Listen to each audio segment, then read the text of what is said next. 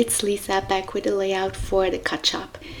Yeah, before we begin with the layout, just wanted to say this video is very short, and that's because some parts are missing.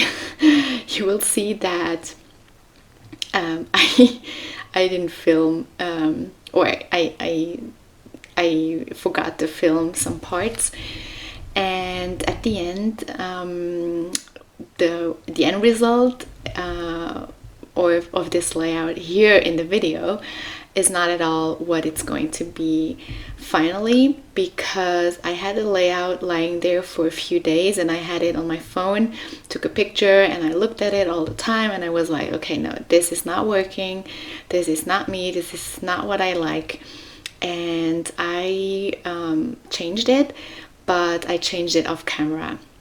So yeah, it's not really a very good process video here, but still I wanted to show you and just to let you know that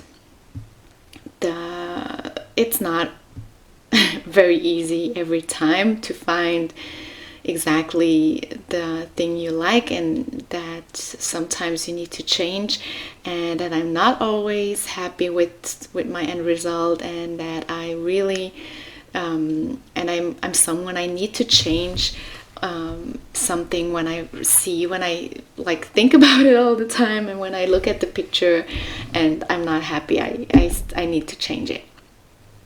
So yeah, this is a small process video where you see me doing a little background, and I love this page from the Oh My Heart collection from Paige Evans, and I wanted to work with that collection for quite a while because it's older. It's like 3 years old or 2.5 years old, and it's my favorite collection from Pink Paisley and from Paige Evans. So, and since we need to use newer collections, this is not a collection I can use anymore, and this was a perfect opportunity just to use it with this beautiful cut file by the cut shop.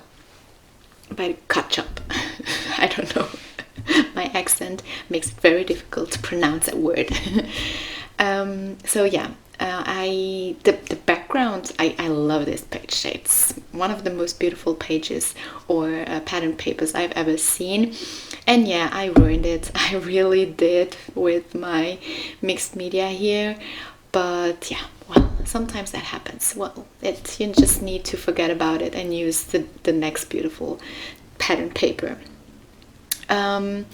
Yeah, so I used the cut file, and I wanted to use all the beautiful colors from the collection. So I cut out my letters, and then I went back and took I fussy cut all the flowers that I had left from this beautiful flower paper. It was really my most favorite pattern paper with flowers, and I love the flowers in this collection, and I had a lot of those sheets, but these were, I'm not exaggerating, those were the last flowers I used up. And yeah, that's over. Okay, so I'm just putting down some flowers. I'm going through my buttons. I used a wood button in the center of the flower on the right, and then some stickers and stuff, and some enamel dots, and yeah, and I stitched through the heart, around the heart, and also a little bit of on the sides of the heart, because I wanted this messy stitched look, and I really like it. So, and I will tell you, because the video is almost over, I will tell you what I'm going to do. I will cut out the heart, so I will only have the heart, and with gesso I will cover the little parts on top of the M and the H. I will cover those with white gesso a little bit, and I will put the whole thing on pink paper. And then I will stitch again, because the stitching you will not see anymore after I cut out everything. I will hide the black spots because I didn't like them. And I will change the O because it's too black and it stands out too much. I will change it and use a pink paper.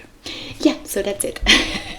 Thank you so much for watching this very short video. See you very soon. Bye bye. Thank you.